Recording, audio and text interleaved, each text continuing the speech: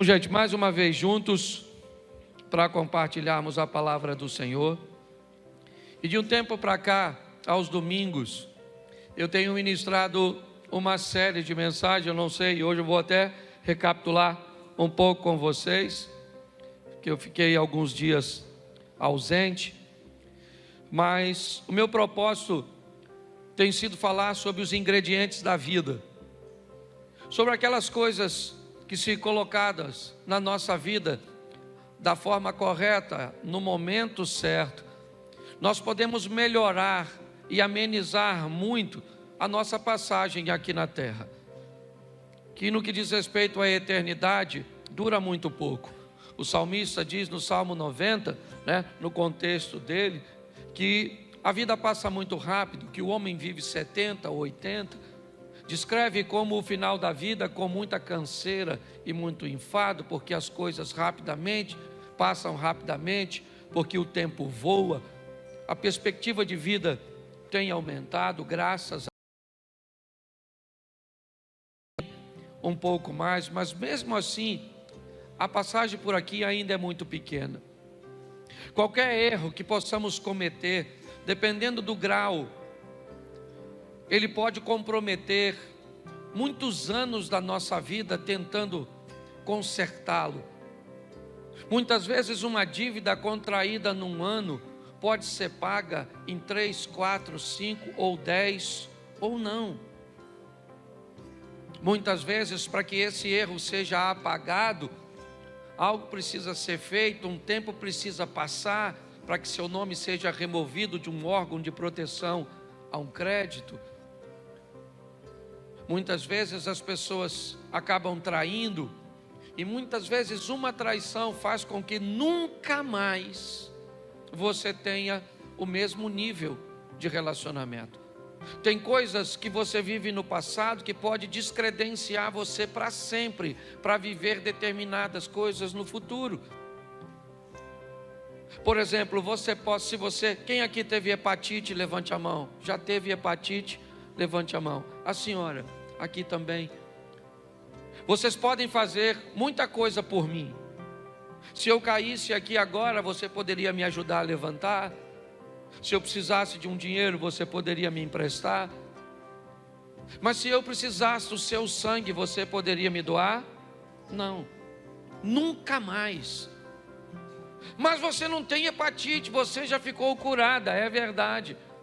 Mas isso descredencia você. É muito importante nós entendermos que, por mais que venhamos a nos recuperar, tem determinadas coisas que podem nos descredenciar para sempre. Eu estou falando aqui usando uma patologia como exemplo, mas o que eu quero falar é de que muitas pessoas cometem erros gravíssimos e depois precisam levar muito tempo, deixam de viver para sobreviver. Então, se nós diminuirmos esses erros, se nós nos tornarmos mais assertivos, se nós nos tornarmos mais sensíveis à voz e às instruções de Deus, essa margem vai diminuir. Jesus, disse: eu vim para que tenham vida e a tenham em abundância. Mas a mesma Bíblia que diz isso também diz que no mundo nós teríamos aflições. O que eu procuro mostrar para a igreja é que as aflições são inevitáveis, porém pontuais.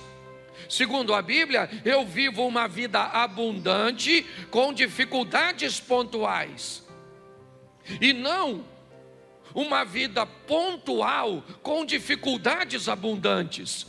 É isso que muitas pessoas têm vivido: espasmos de felicidade, espasmos de conquistas.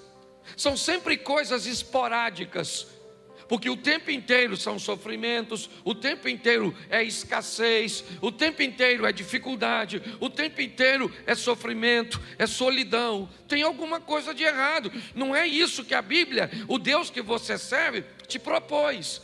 O que Ele propôs foi uma vida abundante, e que volta e meia você vai sofrer. As aflições virão de forma bem pontual. Porque eu tenho aprendido e ensinado que há duas vidas. Apocalipse diz isso: ao que vencer não sofrerá o dano da segunda morte. Duas vidas, duas mortes. A segunda morte separa a nossa alma de Deus. A primeira morte separa o espírito do corpo. E Deus sempre focado em trazer bem-estar, as duas, é lógico, sempre focando a prioridade, a alma. Não temos aquele que pode matar apenas o corpo, mas temos aquele que pode matar o corpo e ainda matar a alma, separar a alma. Baseado nisso, eu peguei alguns ingredientes, já falei de 3, hoje é o quarto, são 8 na verdade. Já falei de fé, governo, pessoas e hoje falo de objetivos. Vou falar ainda de generosidade, legado, saúde e aprendizado. Mas só para recapitular aqui, o primeiro que eu falei, vocês lembram? Eu falei de quê? É por isso que a gente tem que falar sempre. Por muito tempo eu tive dificuldade de repetir as coisas, porque parece que quem repete não tem conteúdo, fica falando sempre a mesma coisa. Mas depois eu olhei para os evangelhos e tem 4. E 3 repete a mesma coisa para os crentes. Por quê? Porque sabia que os crentes iam esquecer. Então Marcos escreveu e disse, é desse jeito. Aí vem no Mateus vem desse jeito. Aí vem o Marcos desse jeito. E vem o Lucas e desse jeito. E o povo ainda não lembra. Então o primeiro ingrediente é fé. Fala comigo, fé. Isso, esse é o primeiro ingrediente. Sem ela é impossível agradar o justo viverá pela isso. Então fé é a primeira coisa que você precisa ter. Até o profeta Gilberto Gil já sabia disso. Quando disse, anda com a fé eu vou, que a fé não costuma falhar. E mesmo quem não tem fé, a fé costuma acompanhar. Pelo sim, pelo não. Então até o ímpio sabe. E tem os crentes que andam sem fé, tá certo? Então eu mostrei para você que ela nasce quando você ouve, certo? É isso. A fé vem pelo e ouvir a palavra de. A fé torna tudo possível. Sim ou não? Tudo é possível aquele, mas possível não é realizável. Tem gente que me parece que confunde, porque está a fim de confundir. Porque se eu perguntasse a você, olha, domingo tem jogo no Maracanã, Flamengo e Vasco. Você vai? Você me responde assim, possivelmente. Você vai ou não? Fala para mim, se você me disser possivelmente, você vai ou não? Nossa. Se eu perguntasse para você assim, ó, vou fazer uma festinha lá na minha casa, deixa eu se tirar do Maracanã, porque Maracanã é pecado. Então a igreja se constrange, e provavelmente tem botafoguenses e tricolores que não iriam mesmo, então nem se manifestou, tá certo? Mas vamos tentar de novo, fazer igual Jesus com a mulher samaritana. Falou de água, não dá certo, ele fala de marido. Vamos tentar aqui. Eu vou fazer uma festinha lá em casa na quarta-feira e eu digo para você, você vai? Você diz para mim assim, pastor, não vou dar garantia não, mas possivelmente eu vou. Você vai ou não? Vai ou não? Você não me falou. Você não falou nem que sim, nem que não. Então quando a Bíblia diz que a fé torna tudo possível, ela não está dizendo que Deus vai fazer e que não vai fazer. Ela só diz que quando você chega perto dele, o impossível se torna, mas não significa que ele vai fazer. Tem gente que vem para a igreja, um está morrendo de câncer, aí você vem, aí fala, meu Deus, ela não pode morrer, minha mãe, não pode morrer, ou é minha fé, eu tenho fé, chamou os irmãos, tudo.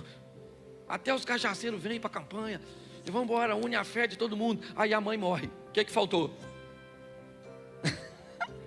Não! Porque a fé não dá garantia que vai acontecer. A fé traz a possibilidade, está assim de gente frustrado, porque está achando que Deus prometeu coisas que Ele não prometeu. Ele só disse, se você chega perto de mim com fé, tudo é mas se não acontecer, você ainda continua tendo fé, pronto. Por isso que tem uns povos que vai embora. Nossa, Deus falou que ia fazer, não tem palavra. Você que não entendeu direito. Então eu acho que vale até pregar de novo. Eu acho que eu vou pregar de fé de novo. Então ela torna tudo possível. Ela tem tamanho? A fé seja feita segundo a medida da sua. Se você tiver a fé do tamanho de um grão, então fé tem tamanho. Por isso que a Bíblia diz de fé em fé, de glória em glória. Só diz que mesmo que ela seja pequenininha, certo? Ou seja, você já pegou um grão de mostarda? Já pegou, não? Eu não tenho nem como é que eu vou comparar aqui. Sei lá, não, qualquer coisa. Não, alpiste é 10 vezes maior. Um alpiste é bem pequenininho. É só para você saber o tamanho da sua fé. Sabe esse pequenininho? A nossa não chega nem nesse pequenininho. Depois eu vou trazer. Aqui eu vou botar na sua mão. Você vê a sua fé. Então ela vai crescendo de fé em fé, de glória em. E de que tipo deve ser a sua fé? Ela tem tipo, claro. Me mostre a sua fé com as suas obras. E tenha uma fé realizadora. Fala, realizadora. Vou fazer com o professor agora. O primeiro é isso, só para você não esquecer mais. Porque eu perguntei, você não lembrava? Primeiro é isso. Tudo é possível, sim ou não? E ela nasce como? Ouvindo. A fé vem pelo e ouvir a palavra de isso aí. Não é o WhatsApp, é a palavra de Deus. Você, pastor, então o senhor está dizendo que eu não posso ouvir? Pode ouvir o que você quiser. Só ouça a palavra de Deus antes de ouvir qualquer outra coisa. E no final do dia também ouça ela para fechar a tampa. Começa escutando, termina escutando. Ela cresce, ela torna tudo possível. E ela tem que ser uma fé realizável, tá certo? Então vamos lá. Segunda mensagem que eu preguei sobre essa série, eu falei de governo. Porque o que tem de gente desgovernada, não governa o que come, não governa o que bebe, não governa o que fala, não governa o que compra. Tem que ir para uma clínica para ajudar você a ter governo. Pastor, eu vejo doce, eu fico doido. Pastor, eu vejo uma fofoca. Eu nem gosto de fofoca, eu gosto de leão marinho. É, na verdade, mas vamos embora. Pare e pense, governo, está lá, a Bíblia diz, Deus criou 2 astros, um para governar e o outro para governar o primeiro para governar o dia é e o segundo para governar a noite é O que a Bíblia está dizendo é que se você quer ter uma vida equilibrada, aprenda a ter governo, quer de dia, quer de noite. Quer em momentos fáceis ou momentos difíceis, nunca perca o governo, nunca perca o controle, nunca entregue o controle de sua vida para um provocador, nunca entregue um controle de sua vida para outra pessoa. Quem controla a sua vida é Deus, tá bom, isso no âmbito, mas você tem que deter o controle.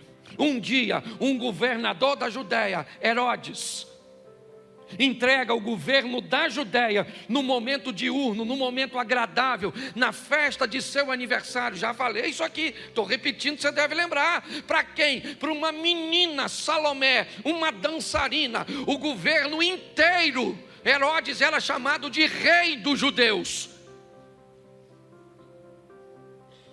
O governador da Judéia, ele pega o governo da Judéia, entrega na mão de uma dançarina e diz para ela, porque ele tinha bebido, estava alegre, estava feliz, o momento é bom, porque tem gente que perde o governo quando emagrece, quando faz uma plástica, quando ganha um dinheiro.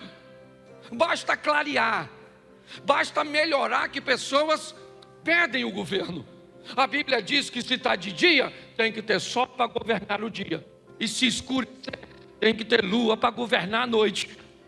Porque tem momentos ruins, tem momentos de escuridão, onde a dor, a escassez, os problemas. E o que eu tenho nesse ambiente?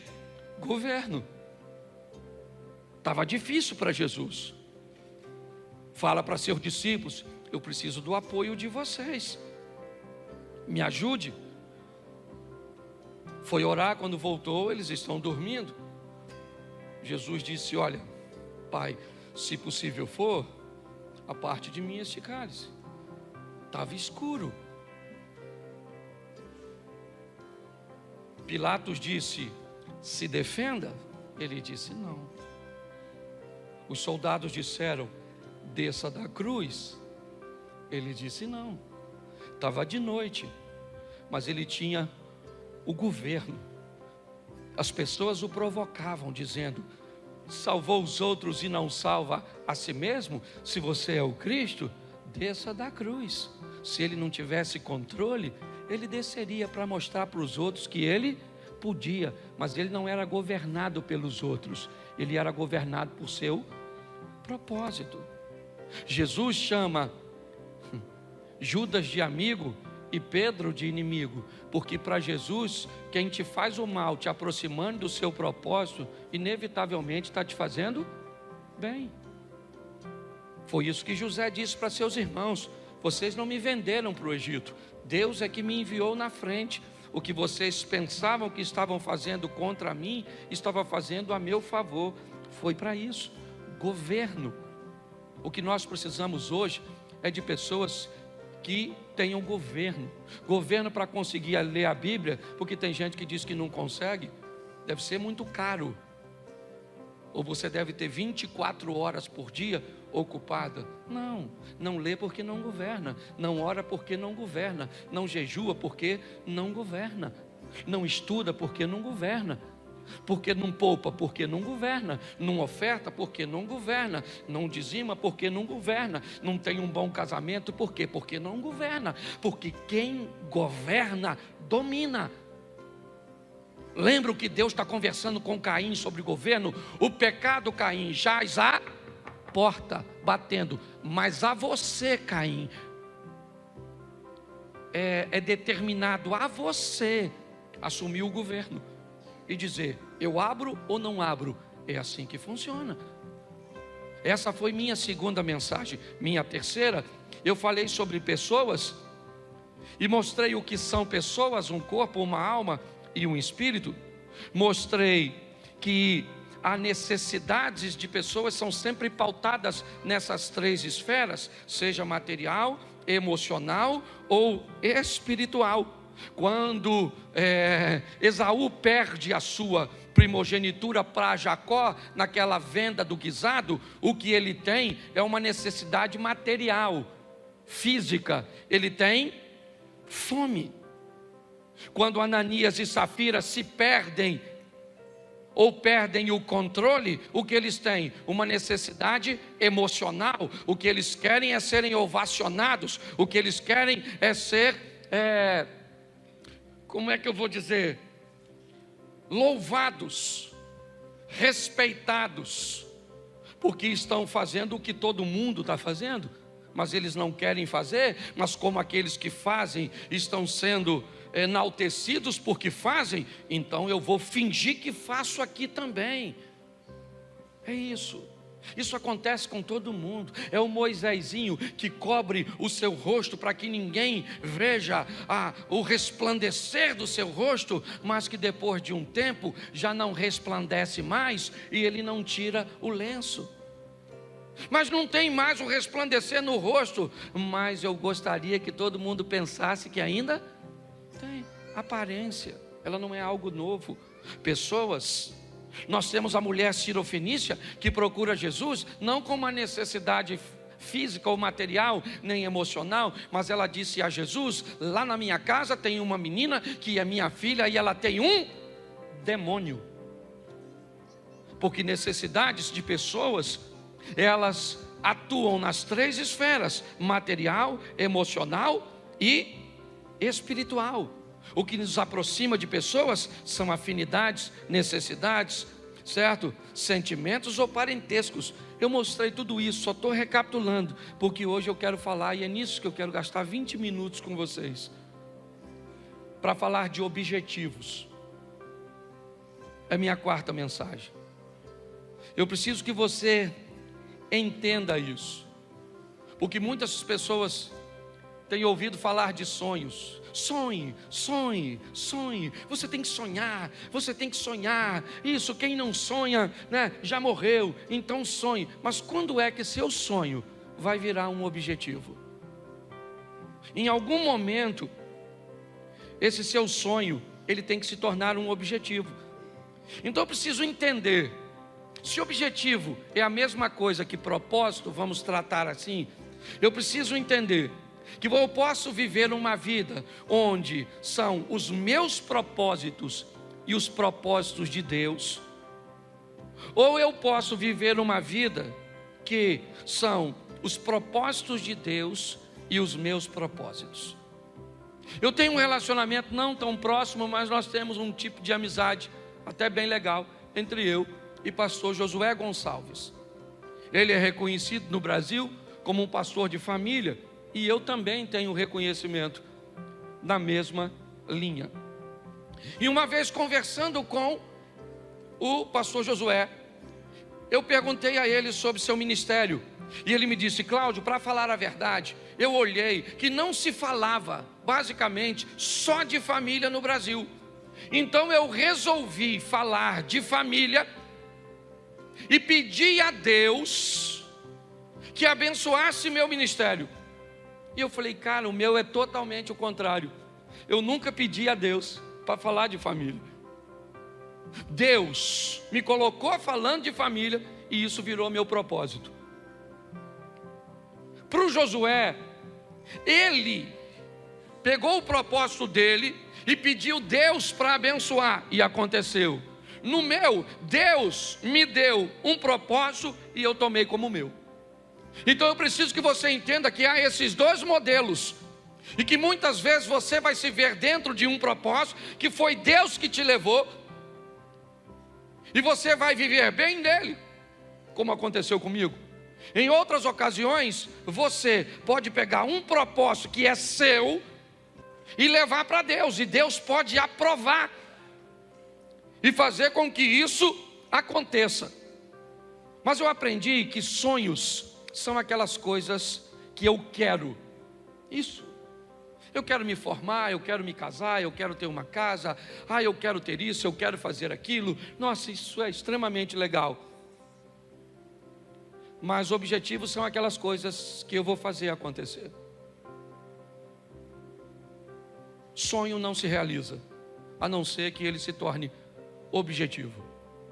Ou você faz de seu sonho virar um objetivo, ou inevitavelmente você vai morrer querendo alcançar alguma coisa que nunca alcançou.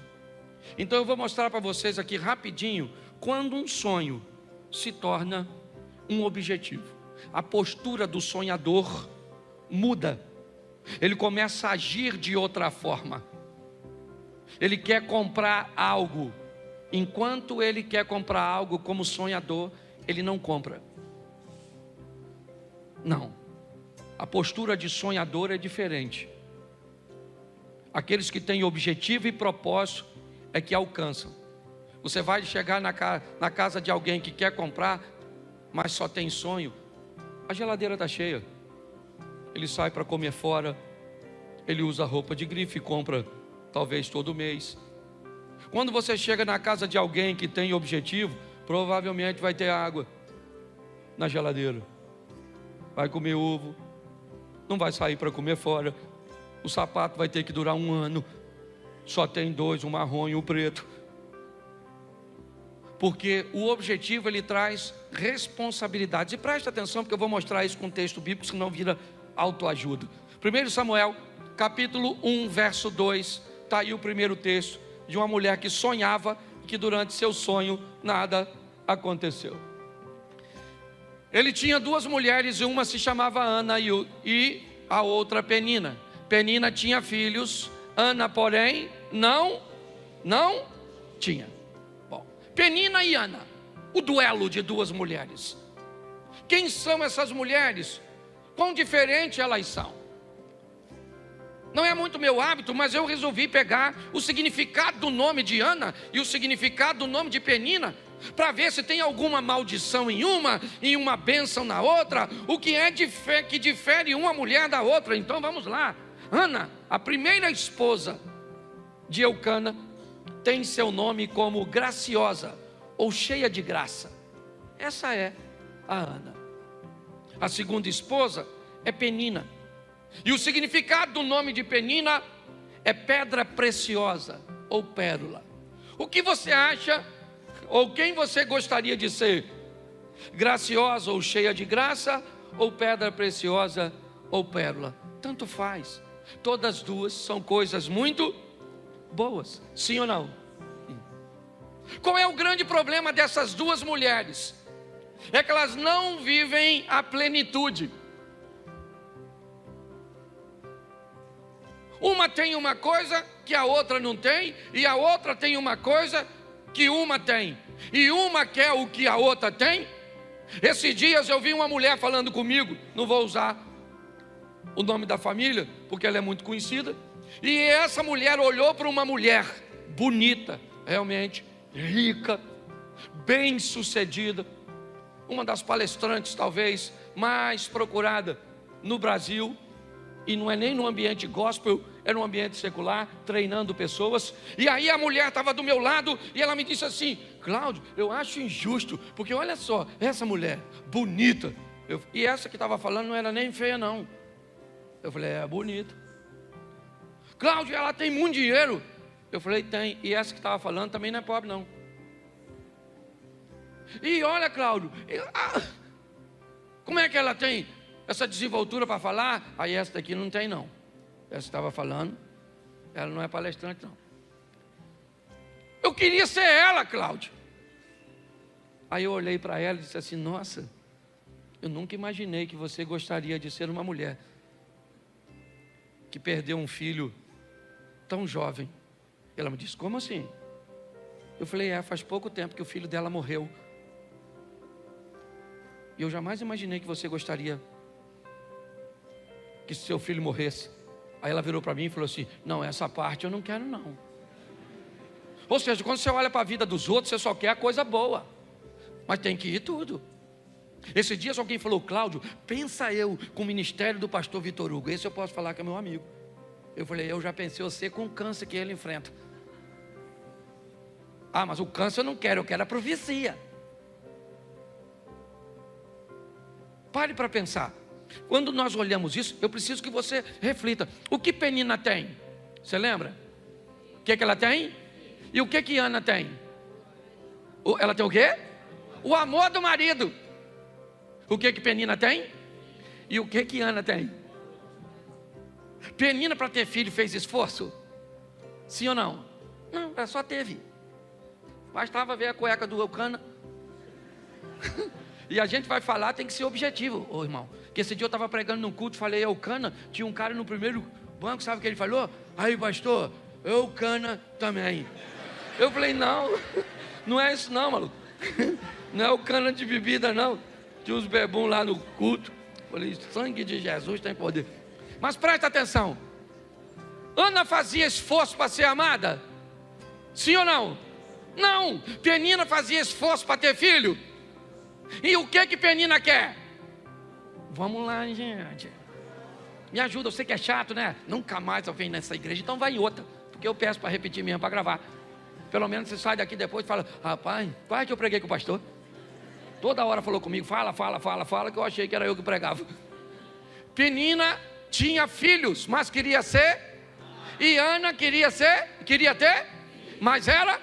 Uma queria ter filho e a outra queria. E todas as duas queriam tudo. E tudo não vai rolar. Você tem que aprender isso. O grande problema é que tem gente que consegue coisas que você vai conseguir com muito esforço. Porque Ana vai ter filho, sim ou não? Mas foi difícil. Porque chorava, ô mulher chorona.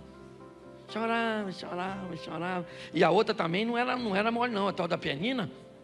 A Penina ficava futucando Ana. Sabe? Então coloca aí para você ver. 1:4. 1 Samuel, capítulo 1, verso 4. Olha que coisa. No dia em que Eucana oferecia sacrifício, dava porções à sua mulher Penina e a todos os filhos e filhas. Olha que coisa. Eucana dava oferta para Penina, sim ou não? Sim ou não? Agora vamos ver agora a Ana se recebia. Porque, olha só, e por quê? Mas a Ana dava uma porção, porque, apesar do Senhor tê-la, ele ofertava para quantas? Para as duas, mas uma queria tudo. Não vai dar para ter tudo, meu filho. Homem, por exemplo, ou é bonito ou inteligente. Ah, um homem bonito e inteligente. Não é homem, é mulher. Só a mulher agrega os dois adjetivos. Sim. Esse dia uma menina falou assim: pastor, eu quero um homem bonito, inteligente, rico, fiel, romântico. Eu falei: menina, se você achar o homem, já pega. Abra a mão dos outros requisitos, porque o homem já está difícil. É homem, pega. Se é feio, vai por mim, porque o troço está difícil. Então qual é o grande problema das questões dos objetivos? Descubra qual é a sua métrica, qual é a sua medida. É isso. É todo mundo querendo o que o outro tem, o que o outro faz. Esse dia eu fui no show do Fernandinho, eu fiquei pensando, o Fernandinho cantando, eu falei: caraca, mano, podia cantar assim. Eu falei: podia cantar assim. Sei tocar violão, canto. Ele também não prega. Ah, que se dane, ele não prega, eu prego, eu não canto. Ele canta e está tudo jóia, porque se a gente não prestar atenção, Jesus disse que nós teríamos que ter cuidado com o exemplo da mulher do Ló. Lembra da mulher do Ló? Ela virou o quê? Por quê? Por quê? Isso, mas hoje tem gente que não precisa nem olhar para trás para virar estátua, não, múmia. Basta olhar para onde? Para o lado. Nossa, ela emagreceu. Dá uma raiva disso. Porque o que ela perdeu eu ganhei. Preste atenção. Cuidado que você pode estar rindo de você. Descubra a sua medida. Eu acho legal. Vou usar mais 2 textos e termino aqui, porque esse culto é mais curtinho. E aí, nós temos outro culto e eu vou pregar de novo. Você acredita? Lá em Israel eu preguei umas 3 vezes por dia, não foi, Mary? Estou pregando, eu estou sem tempo de pecar. Aí o pecado vem, eu digo: não, estou pregando, volta outra hora. Porque está tão difícil, eu estou fazendo tanta coisa que eu estou... Vou pecar, eu tenho que dormir, que eu sonho, aí peco. Quando os sonhos viram o objetivo, as coisas mudam. Ana chorou o tempo inteiro, e o que adiantou? Nada, até que um dia ela foi para Siló. Ele falou: quer saber da coisa? Que dano essa penina, essa praga do Elcana, esse Eli que só vive sentado, esse sacerdotezinho preguiçoso. Hoje eu vim falar com Deus. Chegou lá, a Ana começa quietinha lá, e falando: Senhor, eu quero um filho, eu quero um filho, eu quero um filho. Eu quero um filho, eu quero um filho. Eu sempre quis um filho para mim, estava preocupado comigo, mas agora eu quero um filho para o teu reino. Eu quero um filho para que ele seja entregue para ti. E eu não quero saber. E a penina não teve tempo de provocar. O Elcana não teve tempo de dizer que ele era melhor. E aí o sacerdote olhou para ela e falou: e aí, Ana? Bebeu o que, minha filha? Presta atenção. O sacerdote chamou ela de pinguça. É o Satanás ou não é no sacerdote? Às vezes você pensa que o diabo não visita o pastor, não? Aliás, tem pastor que trabalha full time. Não é nem visita. Já é hospedaria. Aí o que aconteceu? Ué, quantas vezes eu já falei besteira? Tem gente que acha que não. O pastor não briga com a mulher. O pastor não... Eu brigo, né, filho? Nós briga. Porque nós é gente. Você vai na nossa casa, está bagunçada. Entendeu? Porque tem gente morando lá que ninguém vende vidinha perfeita, não, meu filho. O bagulho é doido. Você sai daqui para ser crente, o Satanás está querendo impedir. É desse jeito que funciona. Esse dia o cara falou comigo: pastor, falar com o senhor, eu não olho para mulher nenhuma mais. Graças a Deus estou liberto. Falei: então não anda comigo. Porque se passou uma mulher bonita, o meu olho tem que querer olhar. Eu é que falo: Cláudio, você é pastor, você é casado, sua mulher está escutando isso. Isso vai dar briga depois do culto. Ô gente, pelo amor de Deus, certo? Ana foi lá e conseguiu o propósito dela, sim ou não? Quando ela deixou de sonhar e transformou seu sonho num objeto. Então mais 2 textos e a gente termina. Marcos capítulo 5, verso 25. Só peguei a história conhecida para ficar fácil para a igreja. Marcos 5, 25. Coloca aí, por favor. Isso. Estava ali certa mulher que há 12 anos vinha sofrendo de hemorragia. E ela padeceu sob muitos cuidados de vários médicos e gastava tudo que tinha, mas em vez de melhorar, piorava. Quando ouviu falar que Jesus, chegou por detrás dele, no meio da multidão, e tocou o seu manto. Porque pensava, porque o quê? Se eu somente tocar em seu manto, ficarei. Presta atenção, qual era o sonho dela? Qual era o sonho dela? Ela queria ficar curada ou não? Sim. Ela tentou a cura no método convencional, sim ou não? Ela procurou os médicos, fez tudo o que podia, deu certo? Não, mas ela continua querendo ficar curada. É seu sonho. Mas quando é que até então é seu sonho? O que ela tem? Uma multidão. Porque sempre que alguém precisa de algo, ou na grande maioria das vezes na Bíblia, a Bíblia vai colocar uma multidão como oposição. Bartimeu queria a atenção de Jesus. O que tinha?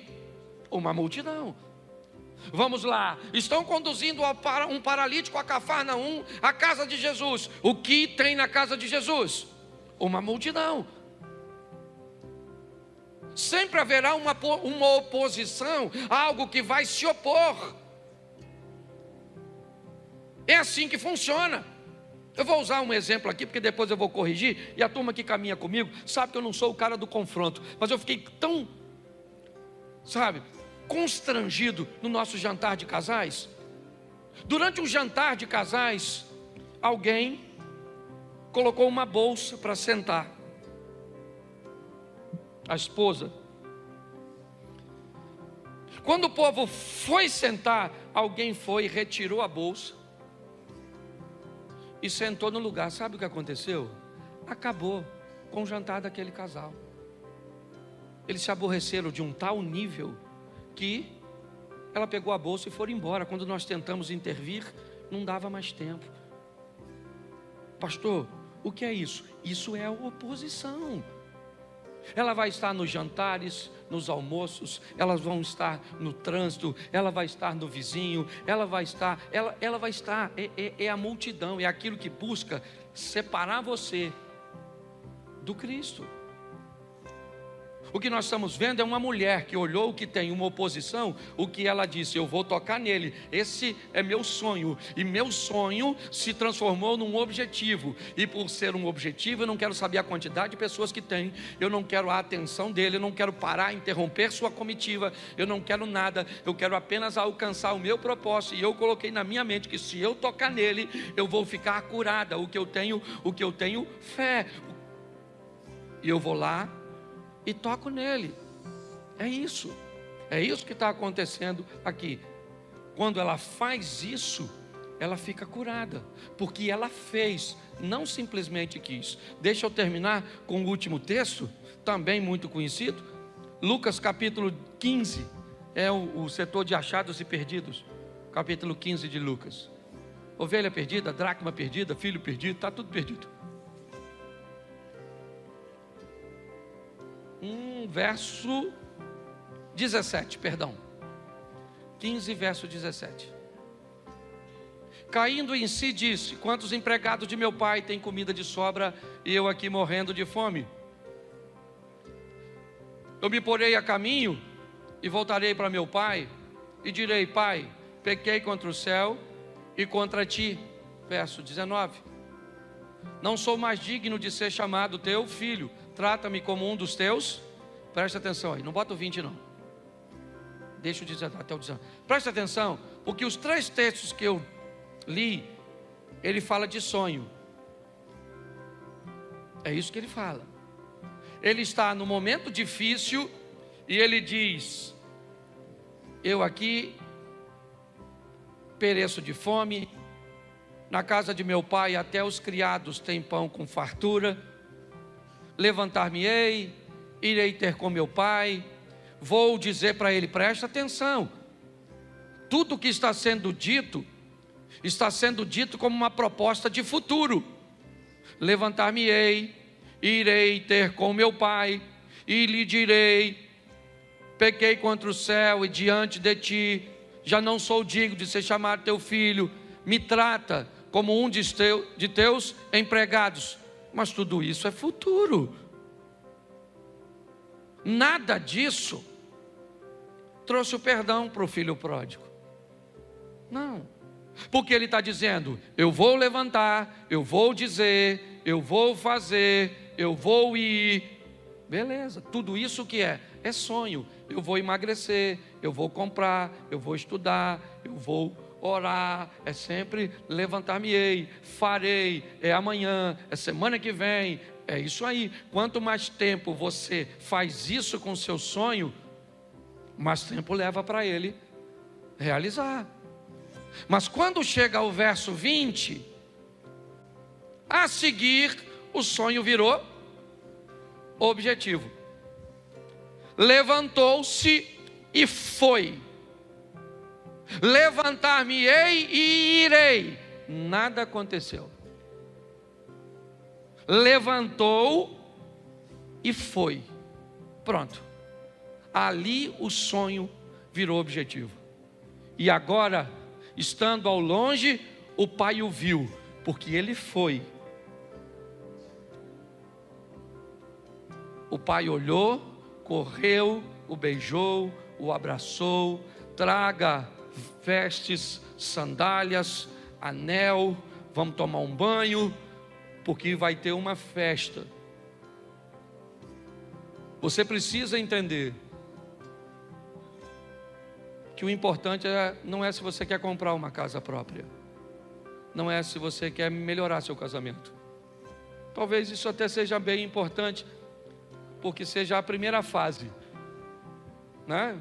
Então, como fase, o sonho é bem legal. Você quer se formar? Beleza. Você quer passar na prova? Legal. Você quer buscar intimidade com Deus? Tá certo. Mas a pergunta é, quando o seu sonho vira ou vai virar um objetivo? É nesse momento que as coisas acontecem. Volta para o verso, não está aí, ó. A seguir, levantou-se e foi. No verso anterior, levantar-me-ei e irei. Até então ele não disse nada. Levantar-me-ei, ele está com fome. Irei, ele está com fome. Ele está sozinho. Mas agora, quando ele chega, quando ele se levanta e vai, eu acho que nós temos que mudar aí o tempo do verbo, sabe? Disso que traz ação, que traz movimento.